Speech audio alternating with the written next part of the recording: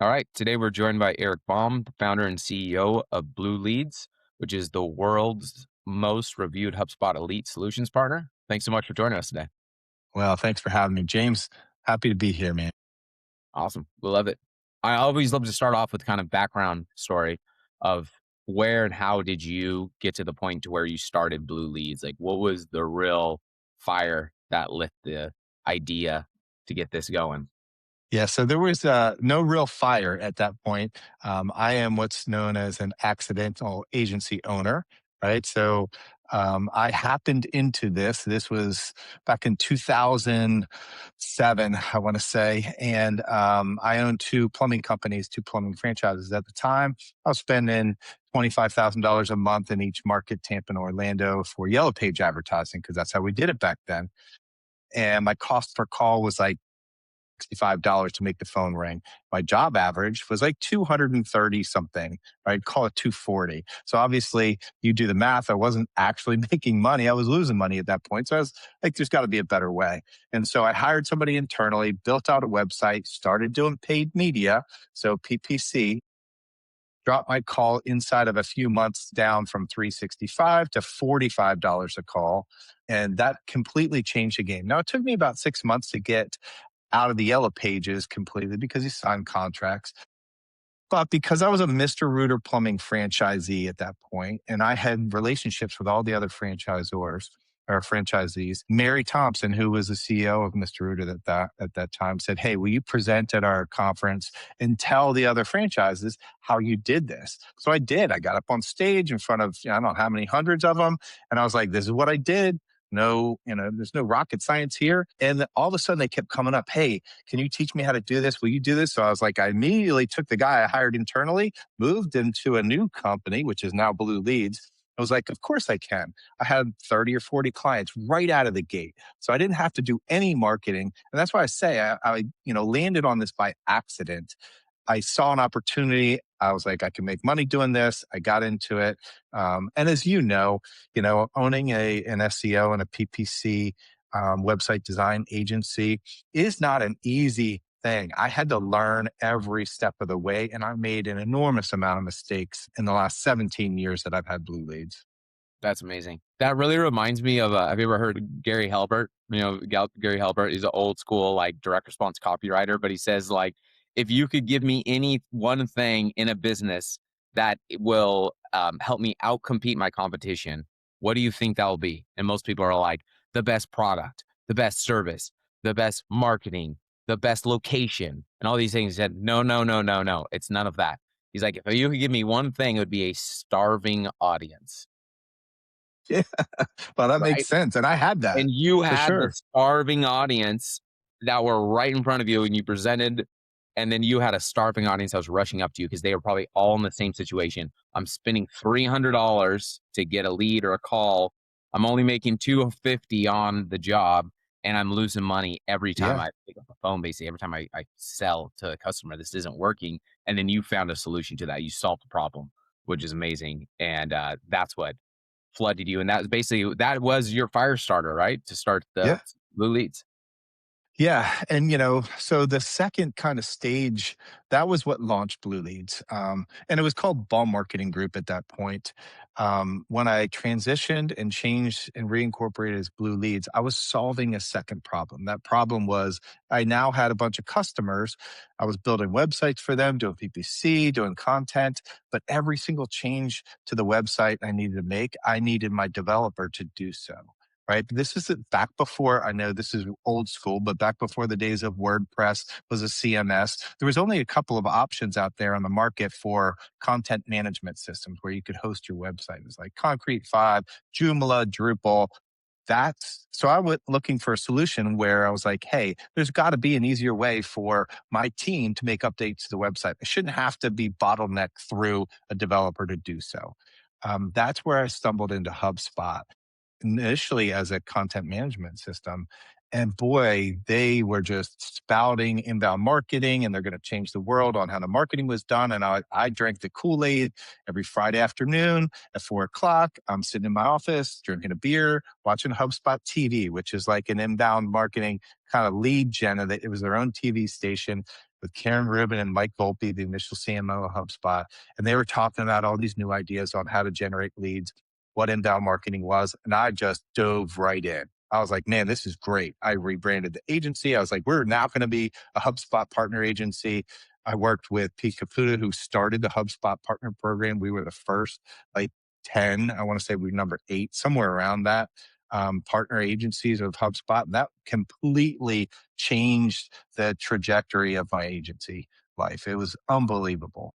Wow, that's amazing. What a time of a situational like transition that was happening. Yeah. HubSpot really, and then you found finding it right at the right time as you're trying to build this, and you recognize like there's a huge problem with how websites are built and the bottlenecks. We can't get things done fast enough, and here enters a solution, a technological solution that solves those problems. And what was that like when you were communicating that then to your clients? Because I assume like back then, like inbound marketing was not mainstream. It's not like it is now where pretty much most people that are in business or anywhere around marketing, they understand what inbound marketing is. But then it was not mainstream. So you had to do deal with the learning curve. And sometimes you can be too early on a technology to where people don't get it and they don't line up with it. But what were those early conversations like? Like how did you get people on board of being like, okay, Yeah. we'll let you do our inbound marketing for us and use HubSpot and do all these things. Yeah, that was really tough. I will tell you, it was the first 5 years of inbound marketing alongside of HubSpot was just an educational process for our prospects and our customers, right? So most of our customers didn't want to do inbound marketing right out of the gate. And in any pivot in a business, you leave your existing customer base where they're at, right? You offer the new service to them, but if they don't want to make the move, then fair enough. You don't want to cut your legs out from underneath you. You don't want to stop your revenue, your current revenue stream. So we did that. We said, hey, we are now doing inbound marketing. Here's what it's about. Here's how we can generate leads. Some of them took us up on that offer, but it was that first, 3 to 5 years were really difficult. We were spending a lot of time educating the market. Fortunately, so was HubSpot, and they had exponentially more budget to do so. And so we kind of rode their coattails on the process. And in fact, as they started generating demand, they looked to partner agencies like myself to actually service that demand and vice versa. As we brought customers to them, that then increased their flywheel. They invested more in partner agencies like us. But eventually, it was out of those, say, 40 initial customers that we had out of the gate, we probably had 1 or 2 left at the end of 3 years during that transition and that pivot time.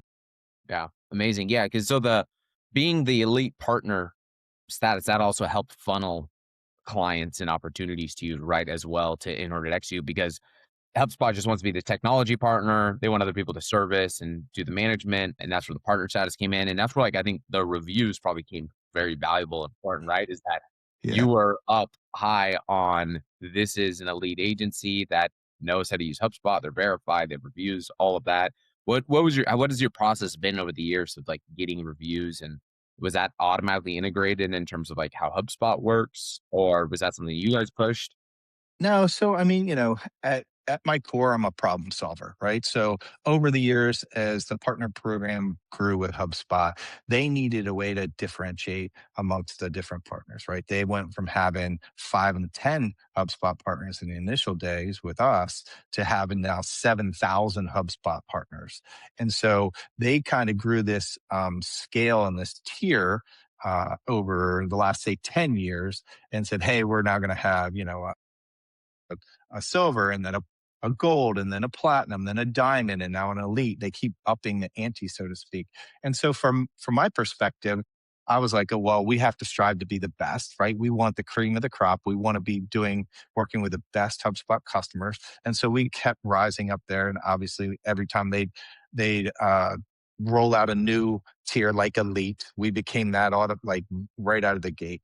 And then they put together a partner directory, like an internal marketplace for HubSpot customers to go to find HubSpot partners like myself that have expertise in specific areas. And so once they did that, we noticed their algorithm was starting to be tweaked by the number of reviews in there. So I said, well, that's a problem. We want to make sure that we're at the top of the list. Let's put effort, time, money into that, which we did. We rolled out a campaign with our client service, like our client services team, and said, look, this generates us revenue. We need to focus on getting positive reviews. Don't just let this be an automatic email campaign from our marketing team trying to drum up reviews. Actively talk to our customers. They're happy. We're doing fantastic work. Talk to them and say, hey, please leave us a review here. So we do it. It's like hands on, boots on the ground, grinding, trying to get good reviews from our customers. But it's worked. I mean, we've got over 1,100. We're almost 300 reviews ahead of the next partner in line. And HubSpot's changed the way they actually the algorithm works. It's not as important now as it was in the past. But if you just go unfiltered into their directory, we're number one because we've got the most reviews, Yeah. right? Even if it's not their algorithm, there's probably a lot of fluctuations they've made or adjustments they've made to that. I think from a buyer's perspective, especially in like a B2B type sales cycle, I think it's still very important. I think it's something that consumer brands do really well. I'm always trying to learn from like what are consumer brands doing and are we doing something in the B2B space that consumer brands are doing that we could implement. And I think one is they do a lot better job at testimonials and reviews than most B2B sales cycles and strategies. And I think Yeah. we really solve the problem there so that even though the algorithm's not maybe doesn't factor that in as the top reason or there's more variables, I think from the consumer mind, that's still a very valuable piece. I think a lot of agencies miss incorporating reviews system into their place because they either don't have the outlet for it, right? They don't have just like HubSpot reviews we can just focus on.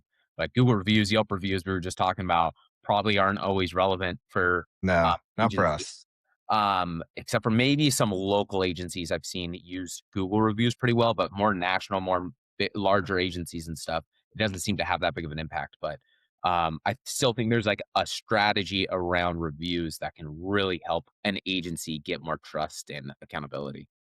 Yeah, I agree with you. I mean, think about it. Like most people, I think where B2B gets it wrong is they forget that you're actually selling to another human being. Yeah. Sure, you're one company selling to another company, but the people buying are still people. That's a B2C motion. And when the other person on your prospect on the other side, they want to feel like, hey, other people have trusted this company to do business with, right? They put their hard-earned money with this company. They've had a great experience.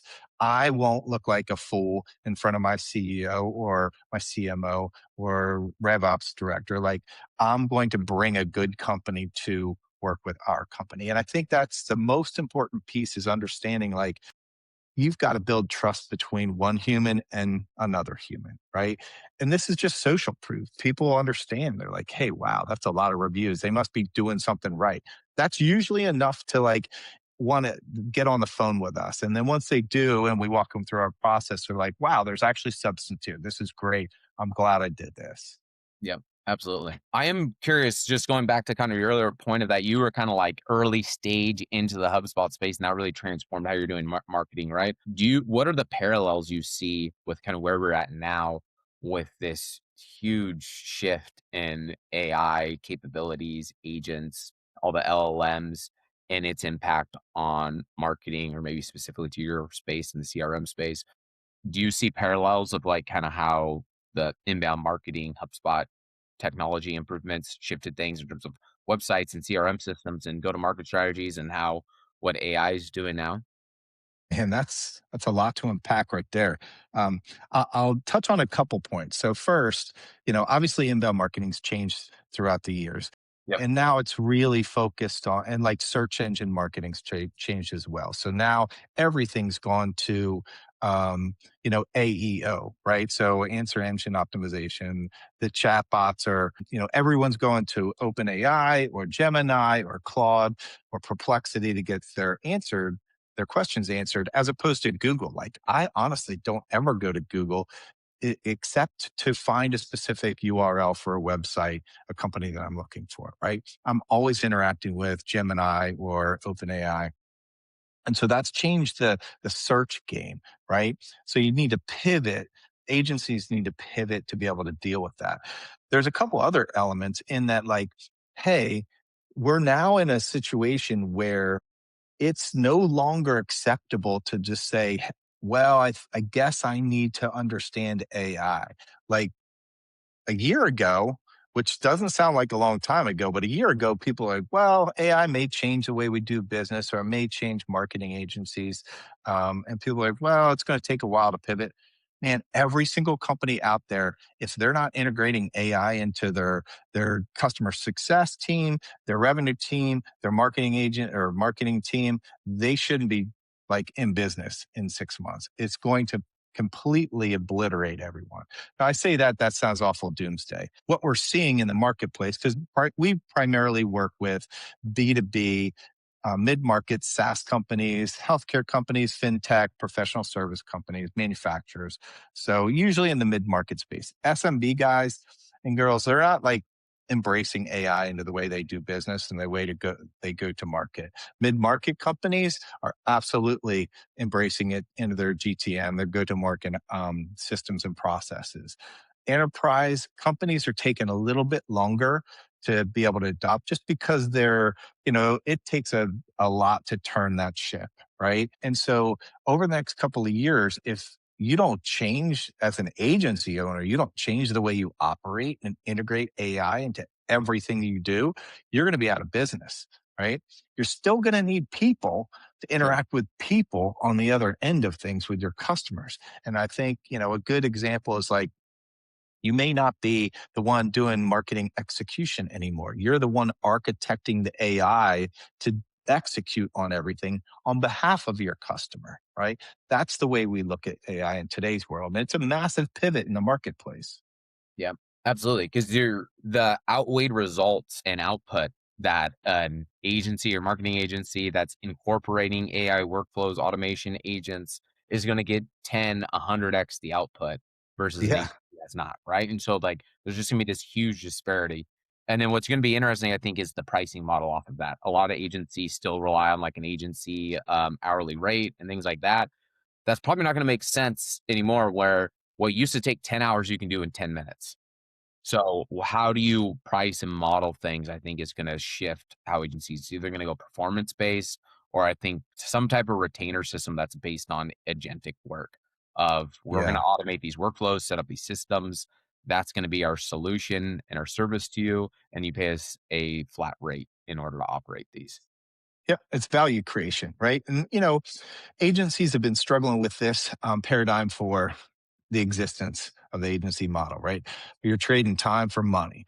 And, we switched a long time ago to the more like value points and as opposed to like a point structure as opposed to an hourly structure. So for us, it's like a flat rate. And if it is we're trading time or expertise for dollars, so to speak, then it's more based on points as opposed to what's the average time someone would take to do this, not exactly this person's time that it takes to do that.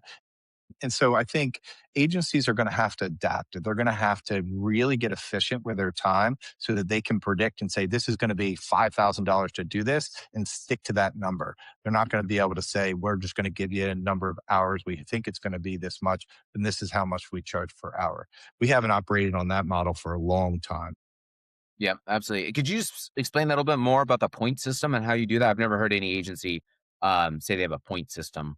Yeah. So, I mean, this just comes down from gosh, I think it dates back to like the agile marketing days of story points and value points, meaning like a story point is what is the increment of time that an average person would take to do this task. So just call that an hour, right? If it takes me an hour to do something, that's a story point, a value point. And so you price things as story points, so to speak.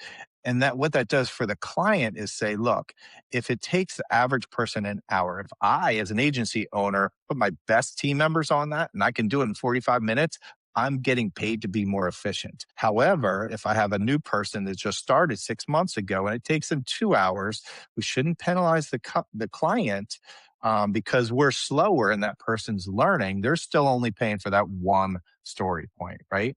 So that's like the first component of it. The second component is the value point. So there's some things that are much more valuable than just trading a dollar or an hour's worth of time for a dollar, right?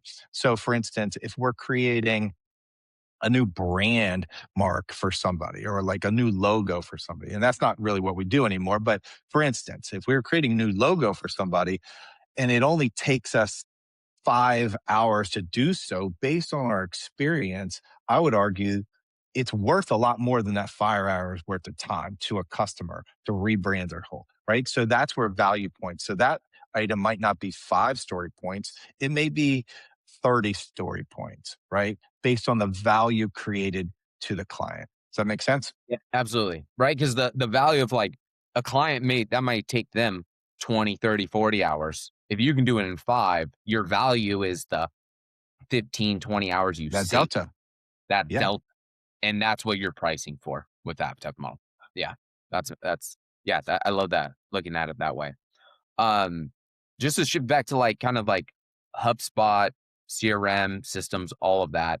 Something like you talked about, I think before is like transforming how business actually markets and sells their services and like leveraging like a CRM and go to market strategy. Where do you think you guys get that right? Where do you think agencies kind of go wrong with trying to implement like a go to market strategy CRM system that actually moves the business forward, not necessarily just has, some flashy marketing? Yeah, we see this happen a lot, right? And we struggled with ourselves, right? So there's a huge disconnect between when customers come to us, and when I say customers, let's just say mid-market SaaS companies that use that as a benchmark, and they might have two, three, four, five people in their marketing department and sales department, service department, separate. And they come to us and say, look, we want to get on the HubSpot system, the CRM, the marketing hub, sales hub, service hub. We want the whole 9 yards. That's going to fix all of our problems. We've flatlined in growth. We're working in silos between marketing and sales. Nobody's communicating together. We really don't have any traction. And we really need to figure out a new go to market motion. HubSpot's going to solve that for us. And that's just not true. Right. HubSpot's a software platform. It's a technology and they do a tremendous job of like infusing training and education and enablement tools inside their platform, but it still doesn't fix the problem of your go-to market is broken inside your company. And so most agencies look at HubSpot and be like, if I just figure out how to implement all this stuff, then I'll get results for my customers. And that's just not true either. Right. So they're not going in with a clear go to market strategy and using HubSpot as the vehicle to execute on that strategy. That's how you win as an agency if you're a HubSpot Sure. agency, Yeah. right? Or even a HubSpot customer. You got to understand there's a huge difference between TAM, so your total addressable market, and your total relevant market, right? You've got to understand that not all of your products or services that you're selling to the market are good and that you should sell all those. You shouldn't sell some of those here. So they have this broken strategy, but they think HubSpot, the tech is going to fix all that. And they just fail, right? That's where we see companies fail all the time. Yeah. And is that from seeing a lot of companies that were using another and then they come over to you and then you have to kind of rebuild their whole foundation and structure and strategy? Yeah, I mean, yeah, and this is, we're it's a blessing and a curse for us. We onboard anywhere from 50 to 75 HubSpot customers every single month, right? So we're doing high volume. Typically, those are project oriented situations where we're getting in, setting them up on HubSpot. They're taking the ball from a strategy perspective and saying, this is what we're doing, but we want you, Blue Leads, to come in and execute on that, which is perfectly fine. I see them stumbling when there's no strategy behind the reason. If a company comes in and pays us and said, hey, we want you guys, we want your brains, not just your brawn, so to speak. We want to understand what we should be doing in go to market motions. Can you help us build that strategy and then execute on that strategy in HubSpot? That's where we see companies win, Yeah. right? That's where I really see that across every area underneath the marketing umbrella is that when you focus on just tactics of I need a CRM system, so I need to use this, and or I reach for, oh, my competitors are doing SEO, so we need to do that. My competitors are on paid ads, so we need to do that. Right? They just keep stretching for reaching for tactics, and then going Yeah. from agency to agency or tactic to tactic, trying to solve the problem. But the real problem is a strategic problem. Is that not lining up their brand positioning, whether how that aligns with their strategy, who their customer is, where they are, where they're at in their consumer journey or cycle of purchasing or making a purchase decision. And without that layer, that foundation layer, all the tactics in the world will not solve that problem because it's a trying to solve, you're trying to put a square into a round peg or something like that. It's like it's Yeah. the wrong solution for the problem. Yep. I completely agree. We see it all the time. Company comes in and says, "Hey, we're doing all these go-to-market motions, right? We're doing inbound and outbound and partner-led growth and product-led growth because they're a SaaS company. We're doing paid media." And then we go in and we analyze, okay, well, let's dissect this. Where's your actual cost of customer acquisition? What's your NRR, so revenue retention for each one of these go to market motions, right? And they have never really focused on that. And then you pick, great. Look, our paid media strategy right now is crushing. It's got the highest conversion, it's got the lowest cost of customer acquisition. But all of our marketing dollars right now are going to inbound marketing methods, right? They never really look at that. And that's where we come in, we analyze our situation, say, cut off these other three channels, really focus in the wrong areas, double down in this case on like paid media until that stops producing good results for you, right? You don't need to be in six different channels all at once. You need to be in one channel and then move to the next channel, right? They don't understand that nine times out of 10. Yeah, I think most companies, marketers overthink how many channels they need. Oftentimes, you can scale up as much as possible. You can squeeze a lot out of one channel. And until you really max that out and know all your numbers, and it probably doesn't make sense to move on to another acquisition channel, especially for B2B Yeah. marketers. I think Yeah. even more important. Agency owners, they fail on this too. And I certainly did. Honestly, up until like the last year or so, I was like, man, we need to do inbound, we need to do outbound. Because we can do all this stuff, we should do all this stuff. And now I'm like, my team knows we have one go to market motion right now, and that is partner led growth. And that's through the HubSpot sales channel. We co sell with HubSpot reps. That's where all of our energy goes right now. Until we max that out and we can no longer get value from that, then we'll move into another channel, right? Yep.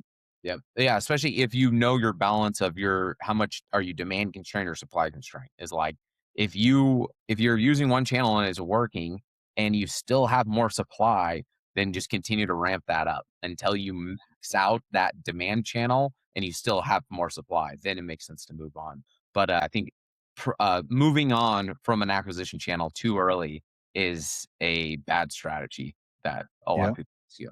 Happens all the time. Happens all the time, yeah. Um, Something else I heard you talk about was the entrepreneurial operating system. Could you speak a little bit to that and, like, how you that's changed kinda how you run your business and operate? Yeah. So, this dates back to the early when I first started the agency. I was looking to scale the agency. I was not looking to be like the owner operator in it, doing it all by myself all the time. Right. So I'm constantly looking for systems, processes, ways to do things better.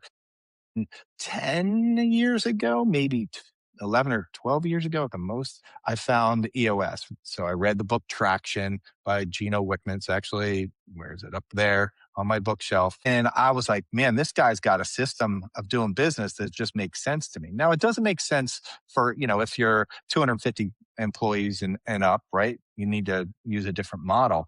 But if you're still a small company, which we are, it made sense. It's got the operating system to run a small business on. And I looked at that and was like, hey, I'm a systems guy. This is perfect. So we implemented about 10 years ago, and I credit a lot of growth and a lack of headaches during that growth to using that system. We still use that system today. We operate on it every single day. Now, what I will say is like, that's a methodology, that's a system for operating your business. That is not a go to marketing system, right? There's no marketing, sales, service component to that. And so, we recently kind of shifted again, me being a systems guy, and became a certified partner with GTM OS. So go to market operating system. So now we've got an operationalized system for go to market strategy and execution that we bring into the HubSpot platform. We power the entire thing with AI. But I absolutely love EOS. I got to meet the author, Gino Wickman, at an event, small CEO council here in Tampa. And I got to personally thank him, spend a couple of minutes talking to him. I was like, man, you changed the way I did business and changed my life. I mean, my life as a CEO right now, as a visionary, is completely different than a lot of other agency owners that I know and have grown up with. They're still dealing with all kinds of stuff that they shouldn't have to be dealing with if they had implemented EOS right out of the gate. Man, I gotta read that book. That's gotta be top of my list right now. Yeah. So I would start with it's called Get a Grip, which is just a story of, somebody struggling in their business to implementing the system. That's like a good starting point because traction's the actual how to do it, but Get a Grip is the good kind of parable on why you should do it. I'd start with that one first. Yeah, good to know. And I bet that author, loved hearing that. And I feel like if you could write a book and just help, like, one person, that's oftentimes, like, motivation enough, to write Yeah. something out there to change one person's trajectory of their life, so that's amazing. Another kinda agency business management question is, from yourself as an agency owner, what do you think's the hardest thing about building a culture and maintaining a culture that's been running as long as yours has? Yeah. That's changed in the last 5 years. I would say so. As one of the tenets of EOS, the first thing you do, in the book Traction, this in their system is create your core values, and we did that right out of the gate. And that is really just, and it's not like lip service to be like, "Hey, we're going to hang this crap on the wall, and who we are." Like, no, you got to dig deep and be like, who do we actually want to work with? If I could be friends with every single person I work with, and we could drink a beer and have a good time together, drink coffee and joke around, like, who would that person be? Right? Who's going to exceed? Who's going to excel in my company? And that's for us. We defined who that was right out of the gate, or I should say, 5 years into the agency. But it's been 16 years since we've done that. Let's say now, or no, excuse me, the math's not working there. So we implemented about 2010. So probably a couple years into the agency, we went into EOS. So it's been a while now, and that has crystallized our culture starting. Now, it was easier because pre-COVID, everyone was in the office and we were all, interacting with each other. And it was easy to see if someone wasn't living by our core values because they were right there. Now we've got a distributed workforce, our teams in 27 or 28 different states, and clients all over the world. It is much more difficult to create that sense of culture and cohesiveness with your team. We struggle with that every day, right? All of our meetings with all of our customers and all of our internal meetings are all on camera on Zoom, right? So that sort of helps. We operate on EOS, and that continues to go through like internal meetings. We have a regular cadence of one-on-one check-ins with a team, but we analyze and score team members every single quarter based on our core values. And if someone isn't meeting that criteria, we either coach them up or coach them out. Hmm, yep. That's such a good approach, and I think where so many, get wrong is that you need that kind of foundational operating system to work on, and it sounds like that the EOS has really helped you build and know how to navigate and direct your culture in the right way. But Yeah. is that where you see kind of a lot of agencies go wrong, or what do you think, like, the number one reason is agencies struggle to build a culture that most people don't talk about? Is it, like, not having that core foundation built on, or what have you kind of seen just from your experience? Yeah, I think first off, it's not defining their core values and their mission, their reason for being. right? I think that's part of it. But I also think it's, does the founder or the owner of the business have a good moral compass? Because if you don't, things can get off the tracks really quickly. And if you're not, holding your team accountable to who you think a right person, like who is that right person, or, what the right thing to do is, then things can get out of control pretty quick. And you've got to have, I'm a systems guy, like I said. So like I've got to have a system to fall back on and be like, this is defined.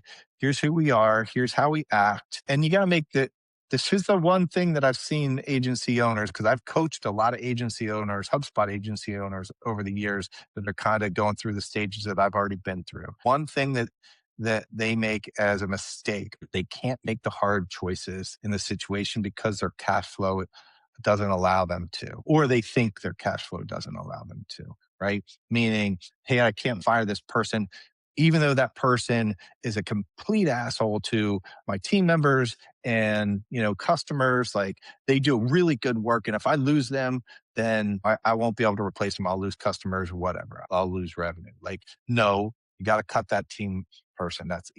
He or she's a cancer. You got to get them out. You got to deal with the consequences right out of the gate. Same thing with clients. I see this more so on the client side with people that I talk to. It's like, oh, our biggest client just demands so much time and effort from our team. They're not respectful. And I've had to step in, and it gets much easier when you've done it a couple of times. You stepped in and say, listen, client, this is not how we treat people. Like we're going to have to cut ties. We expect a higher level of decorum in the way we operate, right? I've had to do that several times over the years. Once your team sees that you're living up to your values and you're willing to put your money where your mouth is, then they act that way too. And they hold themselves to those standards. They know that it's okay to bring those situations to you because they know you're going to do the right thing in those situations and not just think about the money. So I think holding that line is really hard when you're growing as an agency owner because you got to pay, you got payroll to meet, you got mortgage to make, right? It can be very difficult. Yeah, there's a lot more inherent risk, and that like you said, like, letting go of a client is significantly harder than an Yeah. because of that, because of the potential risk. But even on employees, sometimes I've seen it, especially happen in the sales system where you could have a top performer in sales, but if he's a cancer to the team, you don't want to cut him because he's producing. But if he's having a negative downward flow, that has a negative impact. But if it's the same thing of like it's gonna affect the bottom line, and can you Yeah. cut? But I think the outcome of that, if you can make those hard decisions, is that's what the outcome of a good culture is the bonds you make with your team, that they know you have their back, you know they have your back, and that forms a tighter bond and relationship with your entire team and your culture's better off for it. But it is Yeah. being challenging, especially early on for a lot of businesses.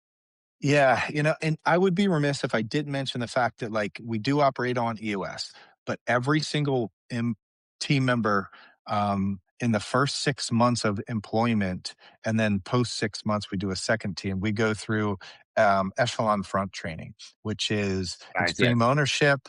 Yeah, dichotomy of leadership. Those two training modules. So Jocko Willick and Leif Babin, two ex Navy SEALs guys that built the training program for the Navy SEALs, modern Navy SEALs program.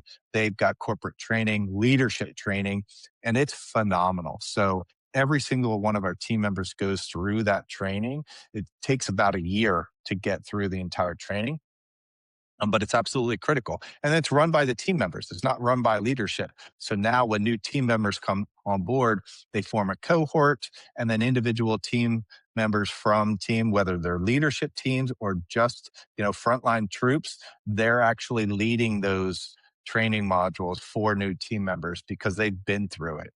It gives them opportunities to step up and build relationships. And, in today's distributed workforce, it's really hard, right? You might be working with like the implementation department, but the design dev or the integrations department or the finance team, you may not be working with them all the time and probably don't know who they are very well, right? In the larger organization. So those kinds of opportunities present themselves to form deeper relationships with team members and continue that culture for our team.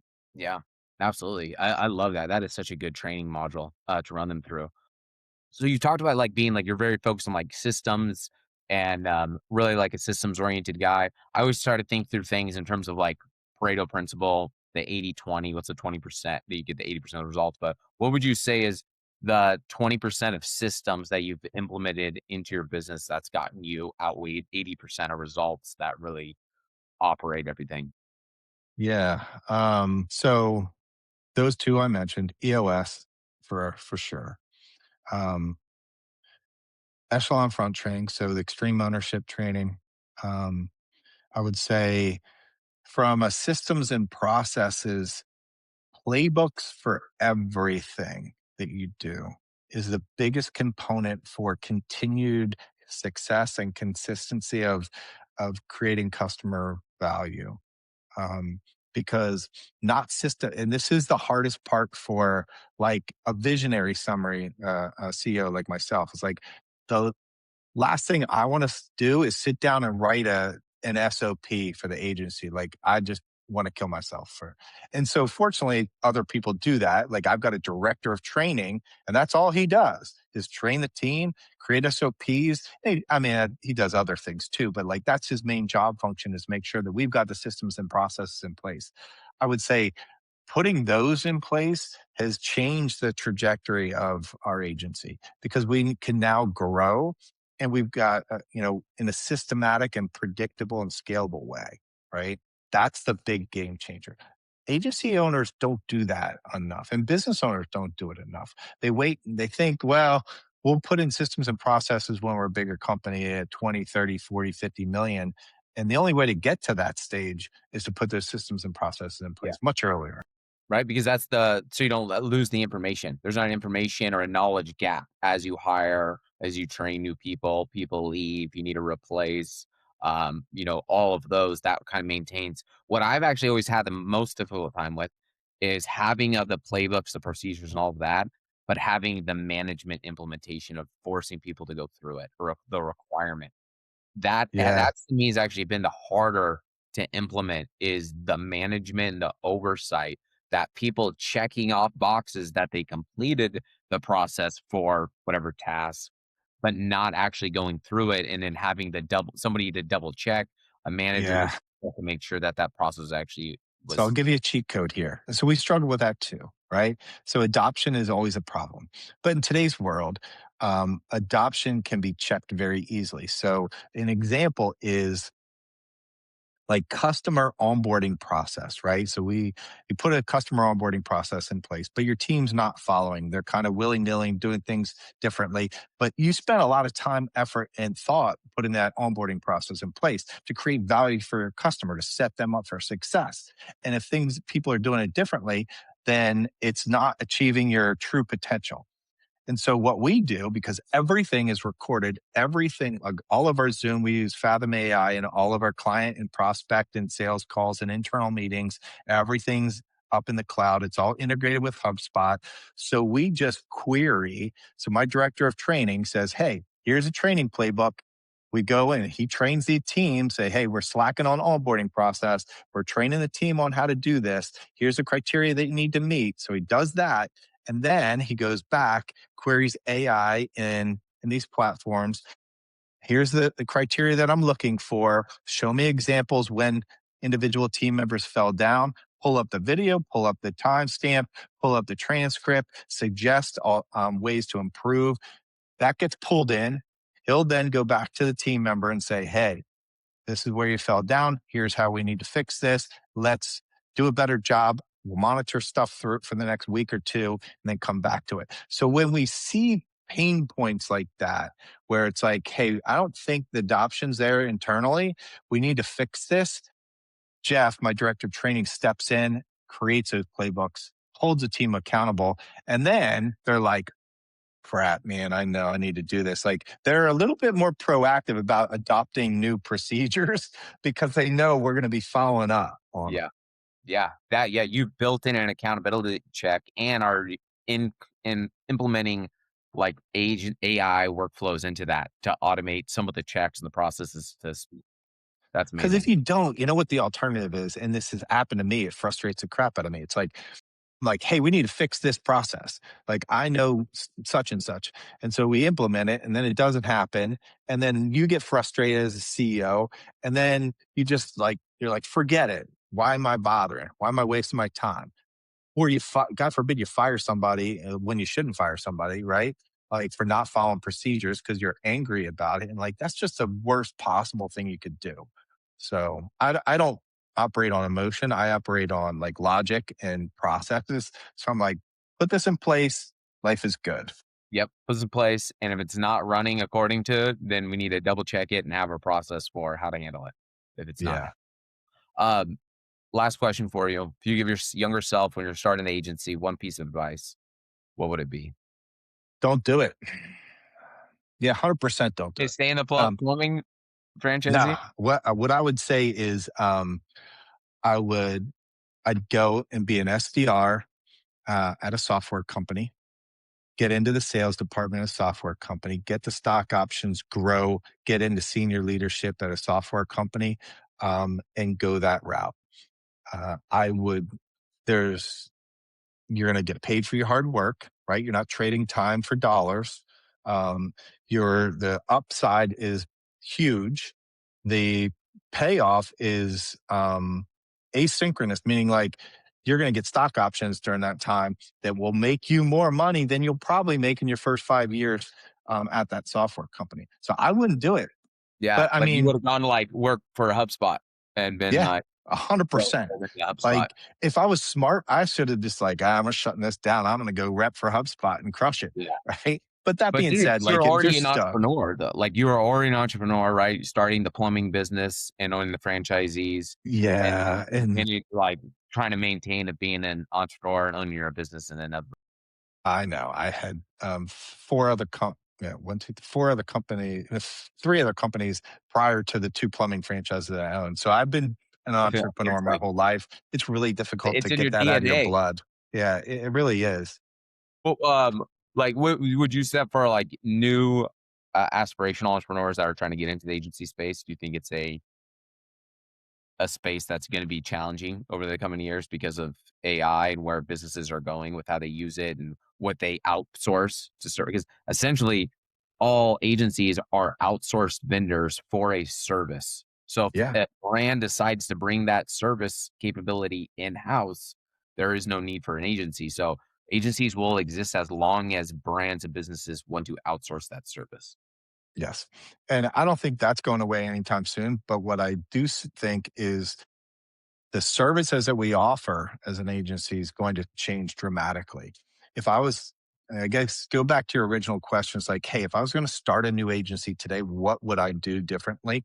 I would start, a go to marketing AI agency, meaning like I would focus on how to deploy AI at companies, how to become more efficient at companies using AI. Nobody's really doing that right now. I mean, there you see stuff on LinkedIn, everywhere. And they're like, AI is coming for you. You need to do this, train on AI. But like the true good architects just aren't out there right now. Are Yeah, I think far it's few gonna take between. a strategic person who knows what a good go-to-market strategy is, and then learns that technological AI implementation part. And so they know like what the right outcome is, and then it can incorporate the automation workflow, the agents, all that to do the work.